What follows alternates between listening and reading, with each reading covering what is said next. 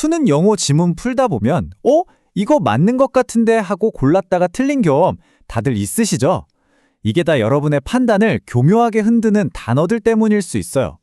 그래서 오늘은요, 이 인간의 판단 오류, 바로 편향과 관련된 핵심 단어들을 한번 제대로 파헤쳐 보겠습니다.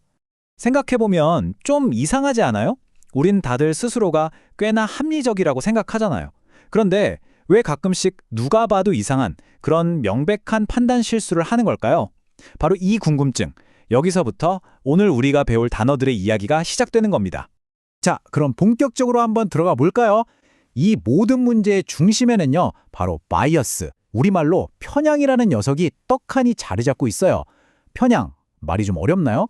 그냥 어떤 한쪽으로 생각이 쏠리는 경향, 그 정도로 생각하면 쉬워요. 근데 바로 이것 때문에 우리가 자꾸만 판단 오류에 빠지게 되는 거죠. 그럼 대체 이 편향이라는 건 어디서부터 생겨나는 걸까요? 네, 첫 번째 이야기에서 바로 그 답을 찾아볼 거예요. 이 편향이라는 것의 씨앗은요, 멀리 있는 게 아닙니다. 바로 우리 각자의 머릿속, 이 주관적인 인식이라는 세계 안에서 싹을 틔우거든요.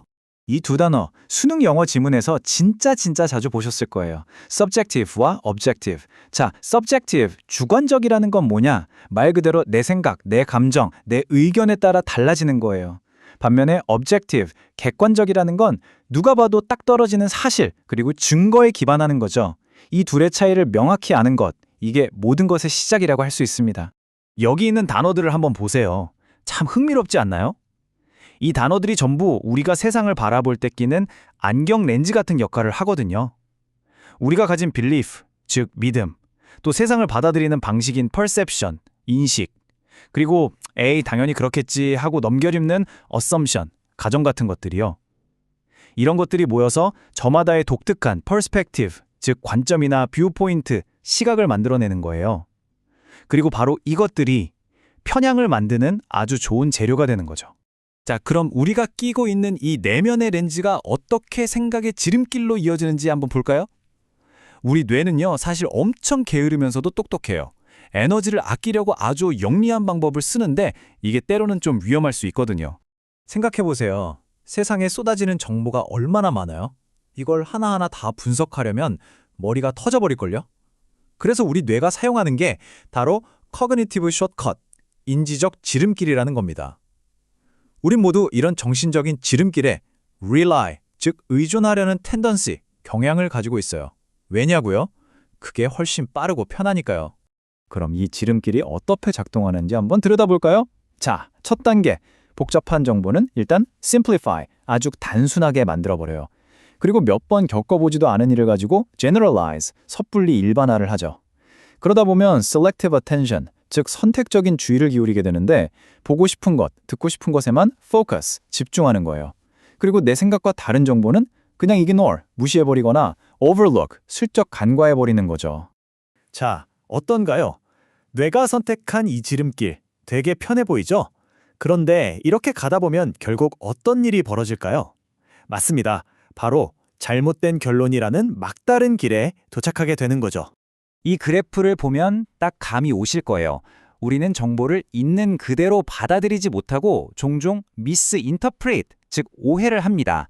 그 결과 뭔가를 estimate, 추정하거나 predict, 예측할 때 엉뚱한 결과가 나오는 거죠. 실제보다 훨씬 부풀려서 overestimate, 과대평가하기도 하고 반대로 너무 낮춰서 underestimate, 과소평가하는 실수를 쉽게 저지르게 돼요. 그리고 이런 인지적 오류가 만들어낸 결과물들이 바로 여기에 있는 이 단어들입니다. 수능 단골 손님들이죠. 특정 집단에 대해 섣불리 일반화하는 것, 바로 stereotype, 고정관념. 여기에 부정적인 감정까지 더해지면 prejudice, 편견이 되고요. 현실을 비틀어서 보는 distortion, 왜곡. 심지어 사실이 아닌 걸 진짜라고 믿는 illusion, 착각까지. 정말 하나같이 중요한 단어들이네요. 야, 이 문장 한번 보세요. 정말 핵심을 꿰뚫고 있죠? 결함 있는 판단은 종종 부정확한 결론에 대한 잘못된 확신에서 비롯된다. 이게 무슨 말이냐면요. 우리의 flawed, 즉 결함 있는 judgment, 판단은요. 사실 inaccurate, 부정확한 conclusion, 결론 때문이기도 하지만 그 결론이 맞다고 굳게 믿는 쓸데없는 confidence, 바로 그 자신감 때문에 생긴다는 거예요. 와, 정말 뼈 때리는 말이죠. 결국 어떻게 될까요? 네, 이 모든 오류들은 우리를 misleading, 즉 오해하기 딱 좋은 잘못된 길로 이끌고요. 최종적으로는 bias-based, 편향에 완전히 기댄 decision, 그런 결정을 내리게 만들어버리는 겁니다. 아, 그럼 우리는 그냥 이렇게 편향의 덫에 갇혀 살아야만 하는 걸까요? 아니죠. 당연히 방법이 있습니다. 자, 마지막으로 이 지긋지긋한 편향과 맞서 싸울 수 있는 아주 강력한 무기들, 바로 객관적 판단을 위한 도구들을 소개해 드릴게요. 자, 여기서 다시 맨 처음 던졌던 질문으로 돌아가 보는 거예요. 우리는 rational, 즉 합리적인 존재가 되기 위해 노력해야 합니다. 이성적으로, 논리적으로 생각해야 한다는 거죠. 순간적인 감정이나 편견에 휘둘리는 irrational, 즉 비합리적인 판단은 항상 경계해야 하고요. 바로 이것들이 비판적으로 생각하는 사람들의 필수 장비라고 할 수 있어요. 감정 대신 로직, 논리를 따르고요. 탄탄한 리즈닝, 추론 과정을 거치는 거죠. 그리고 무엇보다 가장 중요한 것, 바로 에비던스, 명백한 증거에 기반해서 날카롭게 어널리시스, 분석하는 능력. 이 도구들만 잘 갖추면 우리도 판향을 충분히 이겨낼 수 있습니다. 자, 그럼 더 나은 결정을 하려면 구체적으로 어떻게 해야 할까요? 첫째, 아닐 수도 있지 하면서 나의 첫 가정을 doubt, 의심해 보세요. 둘째, 모든 증거를 꼼꼼하게 evaluate, 평가해야 합니다. 셋째, 여러 다른 관점들을 compare, 비교해보고 반대되는 의견과도 contrast, 한번 대비시켜보는 거예요.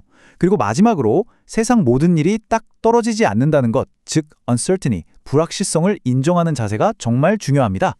자, 오늘 정말 많은 단어들을 살펴봤는데요. 이 중에서 여러분의 생각에 가장 큰 영향을 미치는 단어는 뭐라고 생각하세요? 나는 assumption을 너무 많이 하나? 아니면 스테레오타입에 좀 약한가? 한번 곰곰이 생각해 보세요. 이렇게 스스로에게 질문을 던지고 답을 찾는 과정 자체가 여러분의 독해력과 판단력을 한 단계 더 업그레이드 시켜줄 거라고 저는 확신합니다.